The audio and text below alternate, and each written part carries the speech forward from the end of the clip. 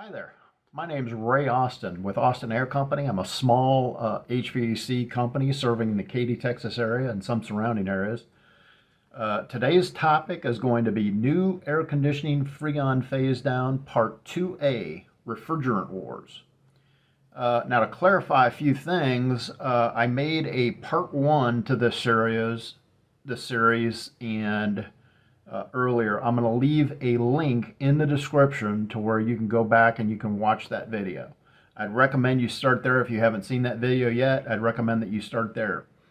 The Refrigerant Wars part to this is going to be 3 parts. Part 2A, Part 2B, Part 2C.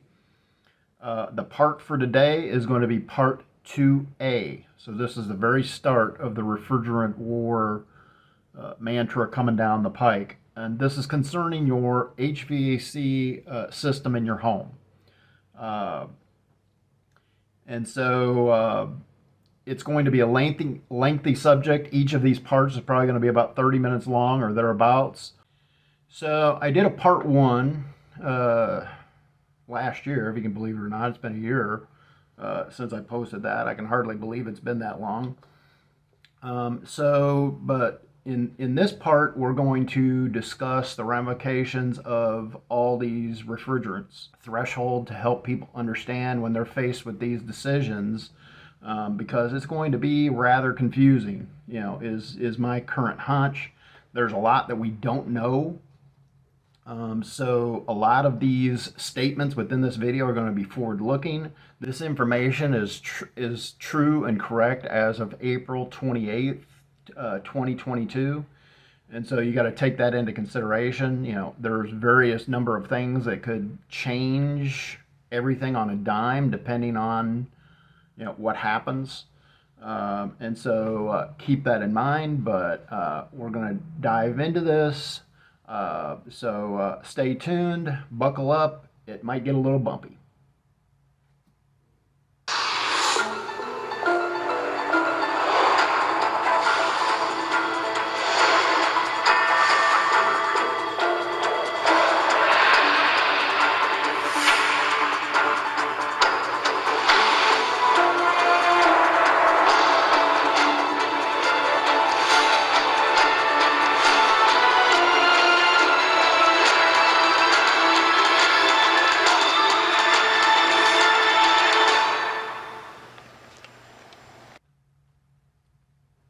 So this first chart that I've got listed here, trying to show you a few things. One thing you got to realize is there's literally hundreds of different refrigerants. This chart has only got a select few listed on it, and there's actually one that's missing that I'm going to add, via text because it didn't have it in there. And so primarily, the refrigerants that we're going to discuss in this is related to air-to-air air conditioning type applications. So I'm not going to get into refrigeration, not going to get into freezers, not going to get in, because these are those are all different kinds of refrigerants, different characteristics, different flow rates, different concerns, so on and so forth. So this is only going to be for the air conditioning market. One thing to realize also is that I service a hot climate. So what I may say in this video is probably going to be more geared toward my climate than some other climate. And so you got to realize that my climate, we run our air conditioners probably upwards of 9-10 months out of the year most years. And so due to those reasons, our air conditioners get quite a workout. So you've got to put this into consideration. If you're in a more mild climate, then a lot of what I'm saying in this video may not apply to you. It will affect you in some circumstances, but just to give you a generalized view that typically what I recommend for my climate would probably be different if it was a more mild climate where they use their AC maybe a couple months, 3 months, 4 months out of the year, as opposed to a place that typically uses air conditioning more than twice that amount. The other ramification is that we are in my climate is very humid. And so is it humid all the time? No, there's certain breaks, usually a couple weeks to a month, sometimes longer than that, but more often than not, humidity is a larger concern for my climate. So with that said, I'm going to discuss a few things on this chart. You've got R22, which is the technical term for Freon. Now, most people, when they say, "Oh yeah, I think my AC needs gas," or needs this, they always say, "Oh, I think it might need some Freon." You got to understand, Freon is a brand name. But I'm not going to, you're going to catch me use the term Freon in here when I'm just referring to refrigerant, but I'm not referring to a specific refrigerant. So you understand, what we're talking about here. It would be the same example if you were to say, "Oh, let's go to the store and get some Coke," meaning Coca-Cola, and then you go to the store and you buy Pepsi. That's you're talking about a brand name. That's all Freon is a brand name.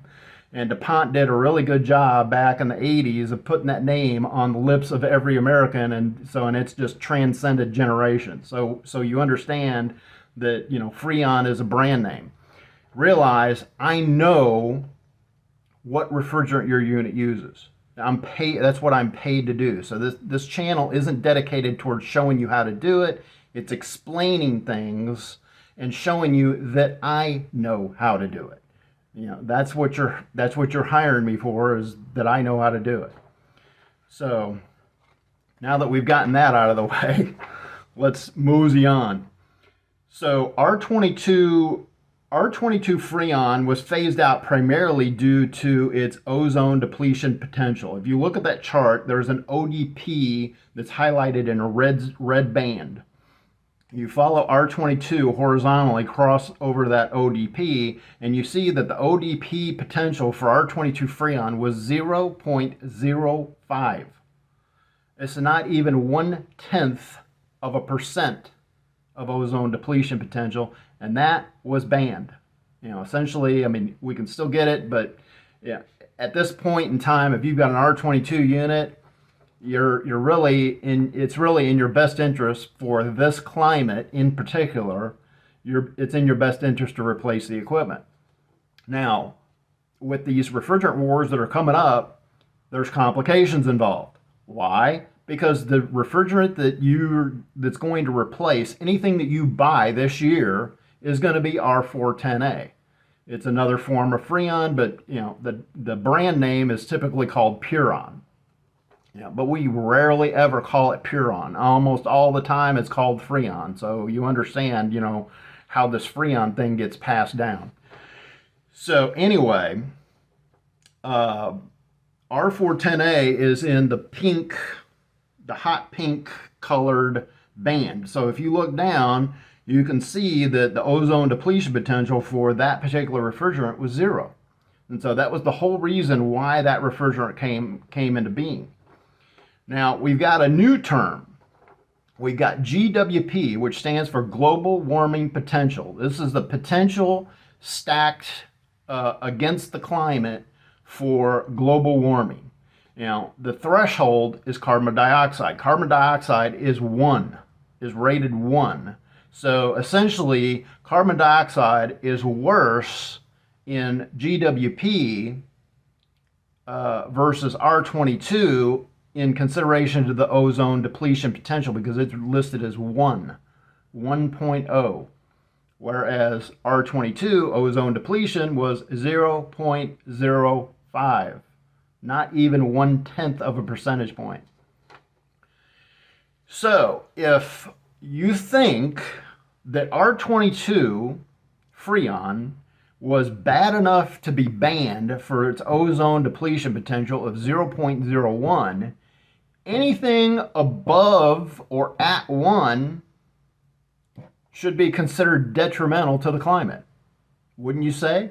Using that as a logical reference point.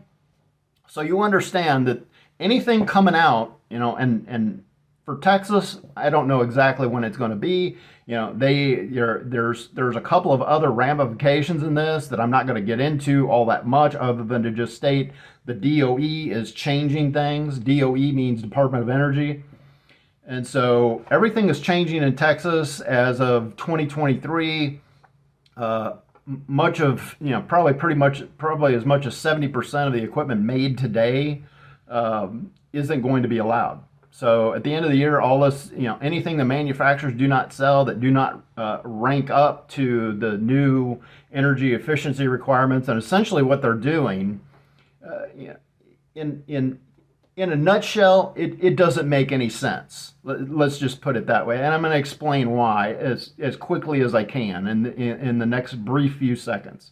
Essentially, what the DOE is doing is they're changing the seasonal energy efficiency ratio, which is SEER, SEER.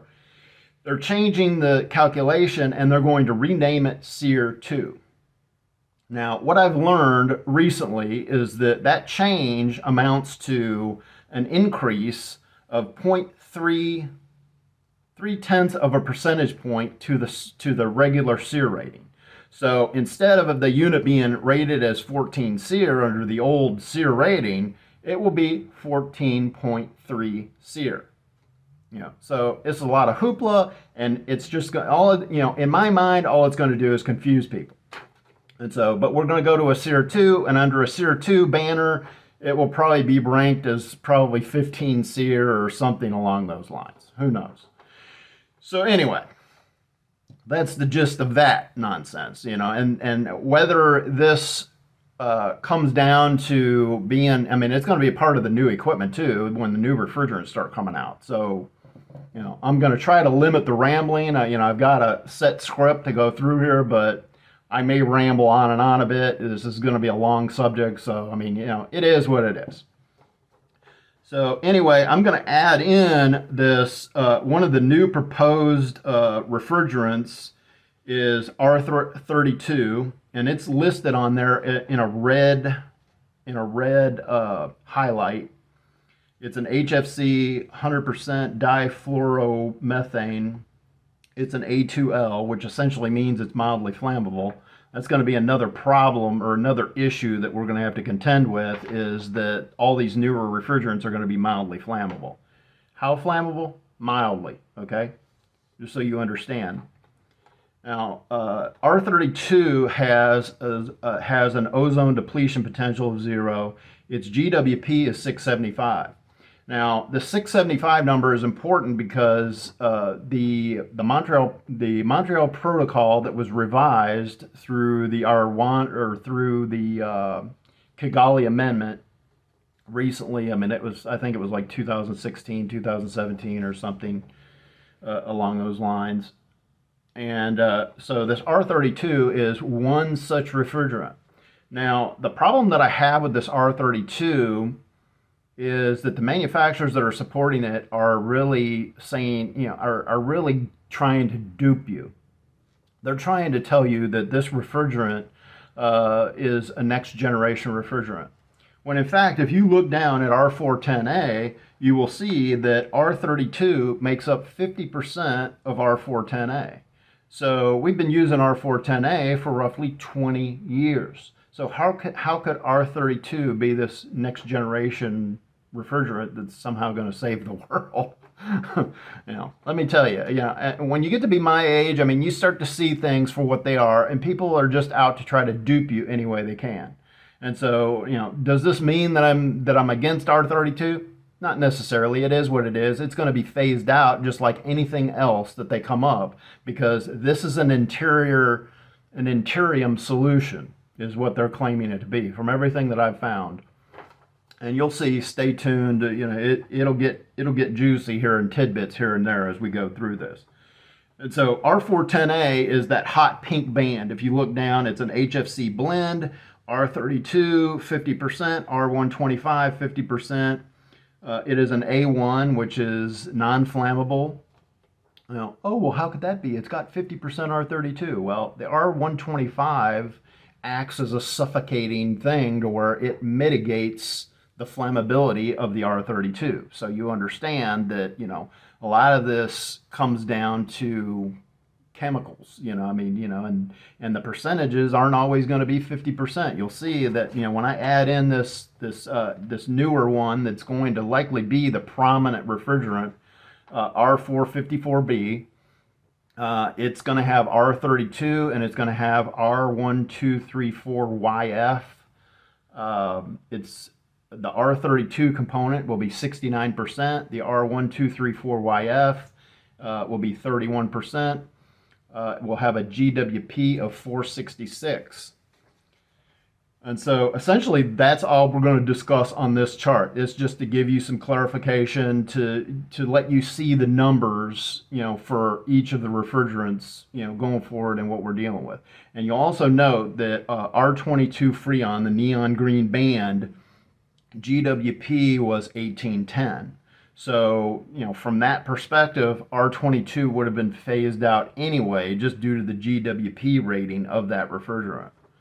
Just so you realize there is no perfect, there is, a close to perfect refrigerant, but there's complications, and you'll see what that is coming up. So this is chart 2. This is just a little bit of information that I got from one of these manufacturers. Danfoss is they've gotten into compressors and various other things. They've gotten into special application type stuff, but primarily, over the course of my career, I've mostly dealt with them in dealing with refrigerant flow devices such as thermostatic expansion valves, things of that nature. That's typically what I use them for if I'm going to use them at all. Just to give you some understanding, who this Danfoss character is, because I know it's probably a name that most of you aren't going to recognize. So the summary they provide, R410A alternatives perform. In a new application, R32 comes out on top as the best performing and most efficient alternative to R410A. So see, this is partly why I'm not completely against R32, but as you'll see going forward, that some manufacturers are kind of like trying to dupe you.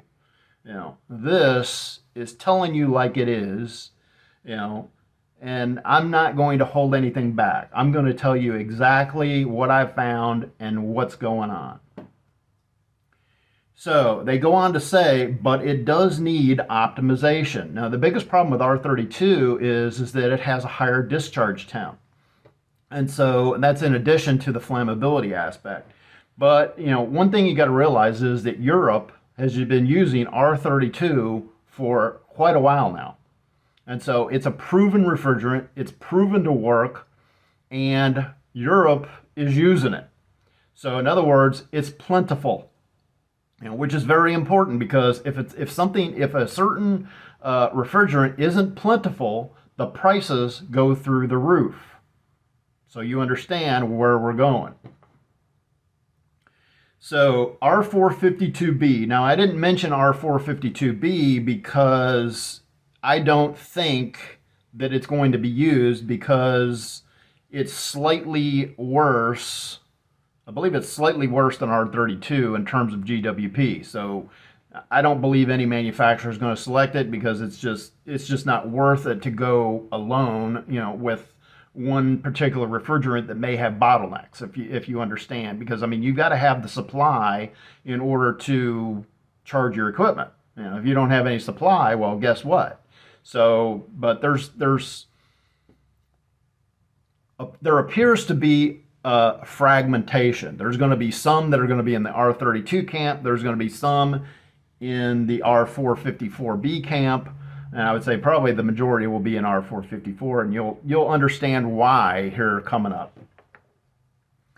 And so they go on to say R452B and R454B offer easier drop-in replacement. Now realize a drop-in replacement, there isn't going to be one for R410A. I can already tell you that now, because I already know that the charge is different for an R454 machine. The charge is different for an R32 machine. And when I say the charge, I'm talking the amount of refrigerant. So in other words, if you've got an R410A machine with 10 pounds of R410A, and you attempt to remove that refrigerant and stick in some other refrigerant, the flow rates are going to be different. The amount needed to charge that equipment are going to be different. And so therefore, it will not work. The whole thing behind air conditioning is designed to work. For me, We live in a, I live in a hot climate. I've already told you that.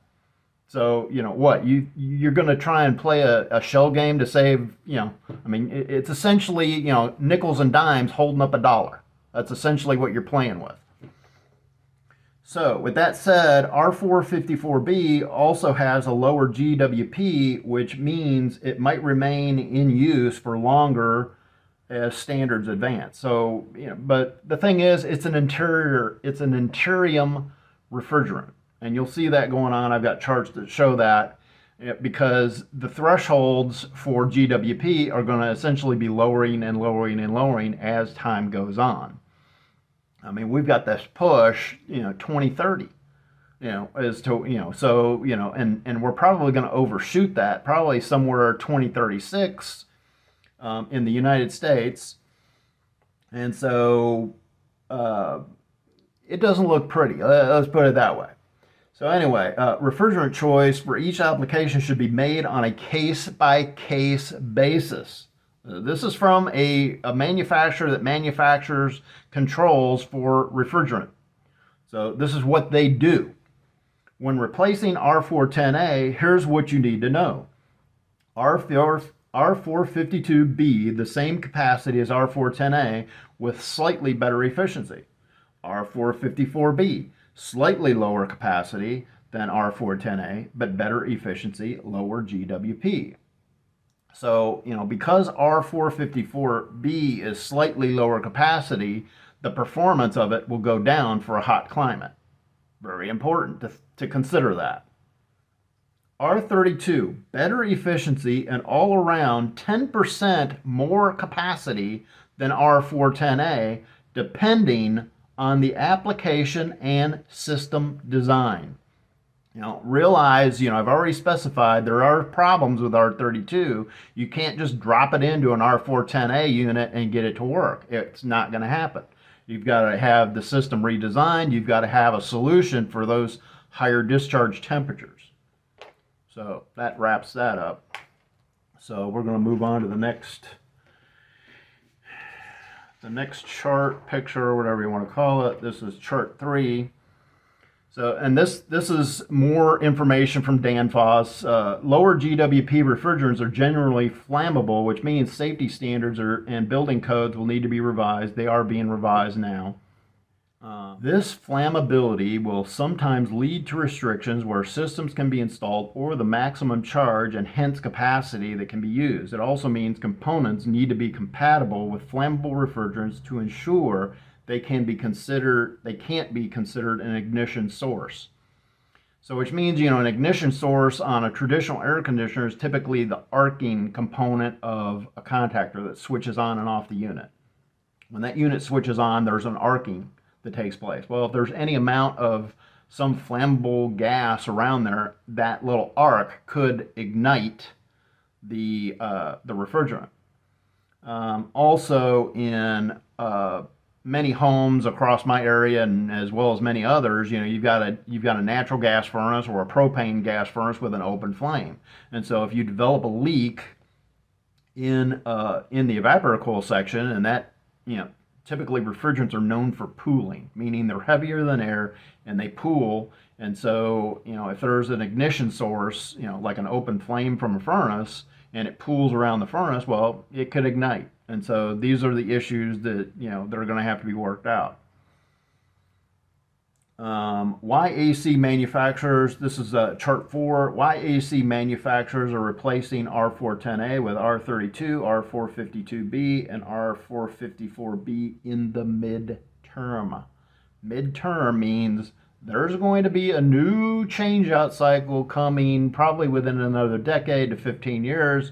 And so anything that if you choose R32 or R454B, those refrigerants are going to be going away.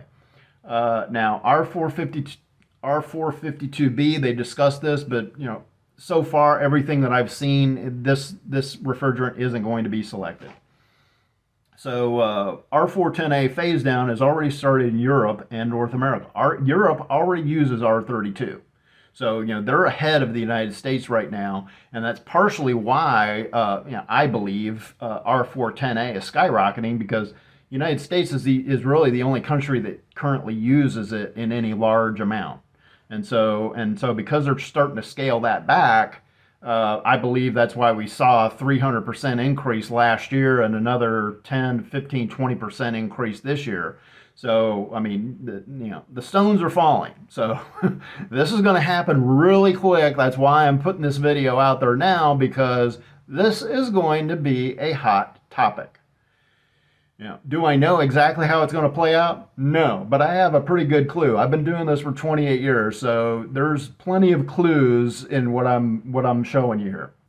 They go on to say this quota mechanism is already affecting prices and availability, because of the pandemic and, lockdowns and, so, I mean, there's a whole slew of garbage that's causing a lot of problems. This, together with national policies taxing CO2 equivalents. There's a clue there. Taxing CO2 equivalents. If you look back to GWP, the numbers that I proposed on that previous chart, that is the CO2 equivalents. So in other words, the government is starting to tax CO2 producing entities on a CO2 level. So, if you're generating 2,000 plus GWP in the equipment you're selling, guess what? Your taxes are going to go up.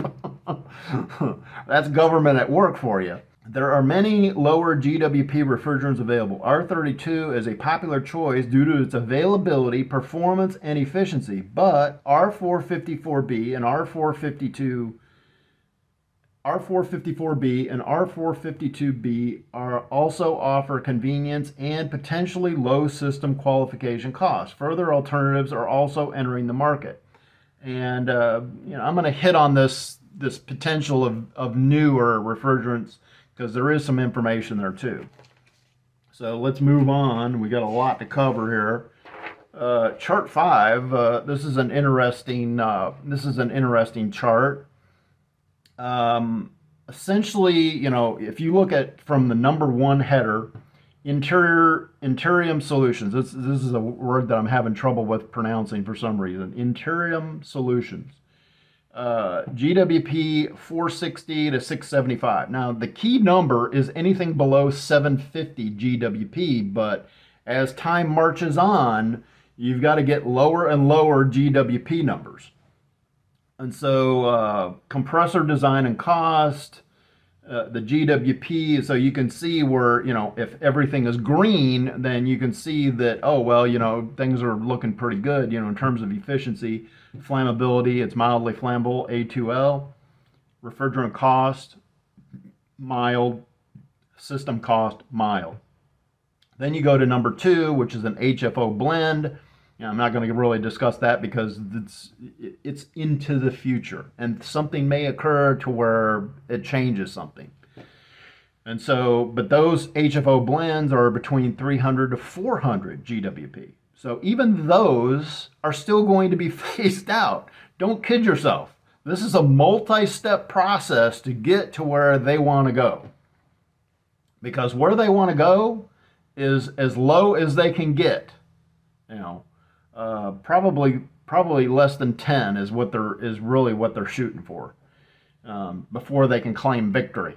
And even then, there'll probably be some other ramification, that they'll crop up and they'll say that it's causing some sort of destruction or whatever. So then you go into 3A, pure HFO and blends, 1 to 150. By this time, compressor design and cost is getting quite expensive. Who's going to be able to afford it? You think you have the haves and have-nots now. Well, by the time we hit that area, there's going to be even more so the haves and have-nots. Efficiency, you're going to be paying higher utility bills to run the thing. Flammability, A2L, still mild. Refrigerant cost, expensive. System cost, expensive. They yellow it, but compared to what things cost now, for a regular, you could argue that, well, it's really not that cheap now. And another thing too, that those last 3A, 3B, 3C, require you to change the system architecture. I'm not going to get into that here because that's going to be coming up I'm going to discuss that further. And we'll get into that. And one thing to realize that there is an alternative refrigerant right now, R290, which is listed as a 3B on that chart. Its GWP is less than 10. There have been some studies that have suggested that it may even be less than that, maybe somewhere in the less than 5 range. The problem is that R290 is otherwise known as propane, but I believe it can be the system can be redesigned, and that's likely where we're headed to. I really don't think.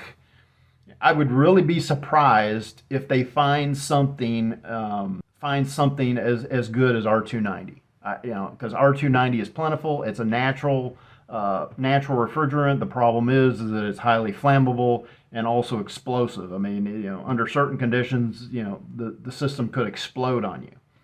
But I'm going to leave it there. We're going to move on. And so if you live in the Katy, Texas area, you can give me a call at 832-475-6895.